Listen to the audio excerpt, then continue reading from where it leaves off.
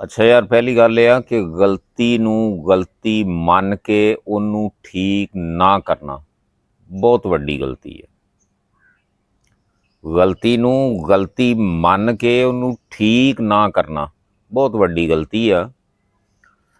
ਦੂਸਰੀ ਗੱਲ ਇਹ ਆ ਕਿ ਮੁਕੱਦਸ ਤੇ ਪਾਕ ਮਕਾਮ ਤੱਕ ਅਪੜਨ ਵਾਸਤੇ ਆਪਦੇ ਅੰਦਰ ਦੀ ਸੜਕ ਦੇ ਉੱਤੇ ਚੱਲਣਾ ਪੈਂਦਾ ਹੈ।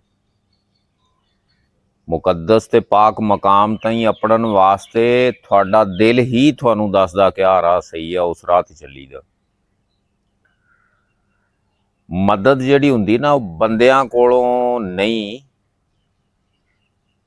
ਰੱਬ ਦੇ ਕੋਲੋਂ ਮੰਗੀ ਦੀ ਆ।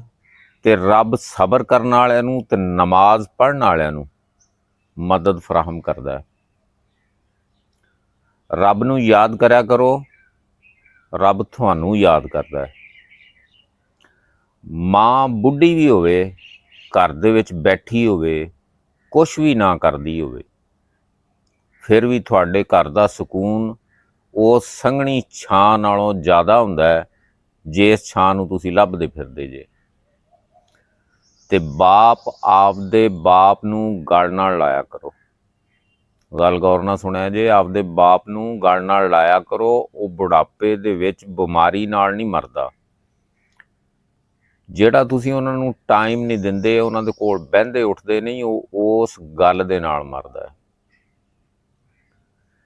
ਜੇਬ ਥੱਲੋਂ ਉਧੜੀ ਹੋਵੇ ਨਾ, ਜੇਬ ਥੱਲੋਂ ਉਧੜੀ ਹੋਵੇ ਨਾ, ਸਿੱਕੇ ਡਿੱਗਣ ਤੋਂ ਪਹਿਲੇ ਰਿਸ਼ਤੇ ਡਿੱਗ ਜਾਂਦੇ ਨੇ।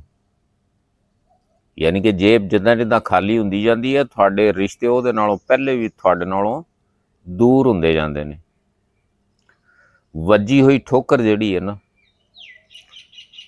ਉਹ ਨਸੀਹਤ ਨਾਲੋਂ ਜ਼ਿਆਦਾ ਯਾਦ ਰਹਿੰਦੀ ਹੈ। ਨਸੀਹਤ ਭੁੱਲ ਜਾਂਦੀ ਆ, ਵੱਜੀ ਹੋਈ ਠੋਕਰ ਜ਼ਿੰਦਗੀ ਦੇ ਵਿੱਚ ਬੰਦੇ ਨੂੰ ਨਹੀਂ ਭੁੱਲਦੀ। ਇਹ ਮੇਰੀਆਂ 5-7 ਗੱਲਾਂ ਸਨ, ਚੰਗੀਆਂ ਲੱਗਣ ਤੇ ਅੱਗੇ ਸ਼ੇਅਰ ਕਰਦਾ ਜੇ। YouTube ਦੇ ਉੱਤੇ ਮੇਰਾ ਚੈਨਲ ਹੈਗਾ ਪੰਜਾਬੀ ਡੇਰਾ 1 ਦੇ ਨਾਂ 'ਤੇ, ਉਹਨੂੰ ਸਬਸਕ੍ਰਾਈਬ ਕਰ ਲਿਆ ਕਰੋ। ਅੱਲਾ ਤੁਹਾਨੂੰ ਖੁਸ਼ ਰੱਖੇ, ਹੱਸਦੇ ਵਸਦੇ ਰਹੋ, ਆਬਾਦ ਰਹੋ। ਅੱਲਾ ਹਾਫਿਜ਼। ਚਲ ਵੀਡੀਓ ਬਣ ਗਈ।